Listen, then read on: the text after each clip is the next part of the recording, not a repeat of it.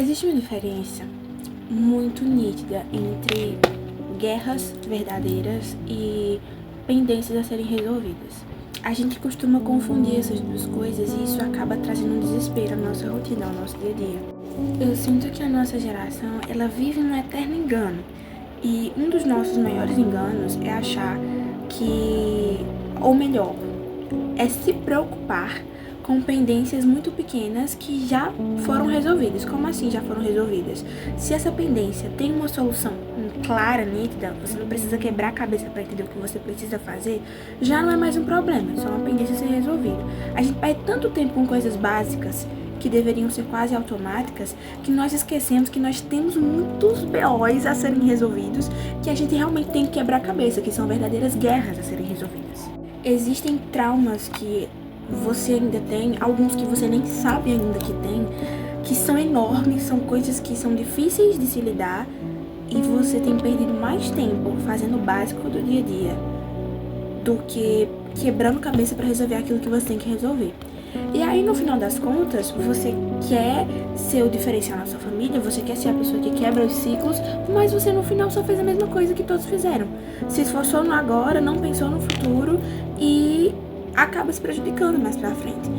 E repetindo os mesmos ciclos que já passam nas suas famílias, nas suas gerações há anos e mais anos.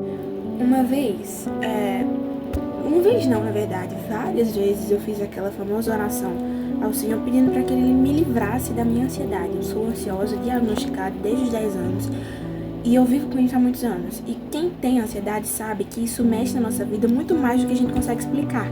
São detalhes, às vezes que a gente achava que era traços de personalidade, mas na verdade é só a própria ansiedade.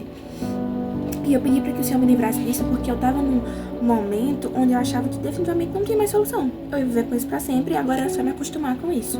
Quando, na verdade, como cristãos, a gente não deve se conformar sobre nenhuma hipótese com diagnósticos, né? A não ser que seja da vontade do Senhor que a gente viva aquilo, não se conforme com diagnósticos. E eu sabia que eu não deveria me conformar, que eu só estava vivendo isso ainda porque eu não estava fazendo nada para mudar. Mas eu também não sabia o que fazer para mudar. E depois de muitas semanas de oração ao Senhor, pedindo um discernimento a respeito daquilo que eu tinha que fazer para mudar essa situação, o Senhor me entregou uma frase que inclusive está aqui na parede do meu quarto, que diz assim: utilize o que Deus te deu para se livrar da ansiedade e faça tudo com excelência. Essa frase ele ressoou dentro de mim e mudou toda a estratégia da minha vida. O que seria utilizar o que Deus nos deu para se livrar de ansiedade? É aquilo que está no nosso alcance. Às vezes você tá ansiosa, você tá passando por uma situação difícil, mas você come mal, não bebe água, não treina, não faz nada por você, não cuida do seu espiritual, a sua vida é trabalho, ou escola, ou faculdade, chega em casa, faz mais nada, come besteira, não bebe o que tem que beber de água e vive num ciclo de justificativas para sanar essa inquietação do seu coração por você saber que tá fazendo errado. O Senhor nos dá todas as possibilidades possíveis para que a gente trate isso antes que a gente passe por um nível maior. Então, quantas inúmeras pessoas hoje vivem dependentes de medicamentos, quando na verdade a única coisa que elas precisavam era de tomar um posicionamento, de mudar a rota da vida, de sair desse buraco em que elas vivem. E que nem sempre é tão difícil quanto parece. É somente um posicionamento ser tomado que muda tudo. Eu entendo perfeitamente que parece que existe um espírito maligno que prende a gente na cama e que deixa a gente completamente paralisado.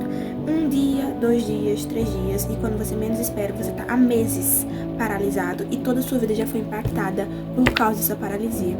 E, em parte, realmente, existe um espírito que prende a gente nessa vida, que começa a manipular a nossa cabeça para que a gente não saia desse ciclo vicioso. No final das contas, existe algo que você precisa priorizar mais agora. E existe outra coisa mais simples que tá te tirando desse local de prioridades do momento.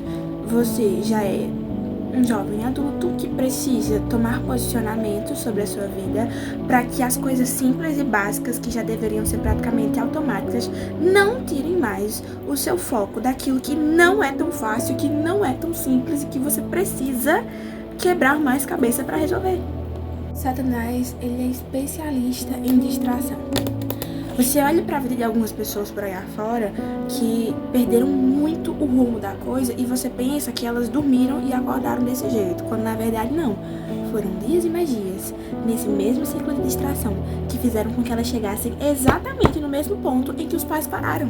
E esse não é o ciclo normal das coisas. A gente para onde os pais... A gente começa, os pais pararam, e nós avançamos drasticamente para que os nossos filhos também avancem mais. Mas eu tô sentindo que a nossa geração tá se paralisando. Por quê? Por pequenas coisas. Por coisas fúteis e simples do dia a dia que deveriam ser quase que automáticas já.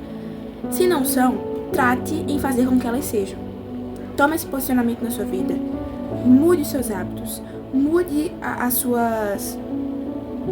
os seus objetivos principais durante os dias, para que daqui a um tempo, daqui a não muito tempo, você consiga começar a focar naquilo que realmente importa e esteja pronto para viver novas fases da sua vida. E quando eu falo novas fases, não estou falando de coisas simples e pequenas, estou falando de coisas grandes, como por exemplo, entrar dentro de um relacionamento, entrar num casamento, ter os seus filhos, construir uma empresa. Isso sim são coisas grandes, isso sim são verdadeiras mudanças de fase. Então esteja pronto para ver isso e quebrar esse ciclo.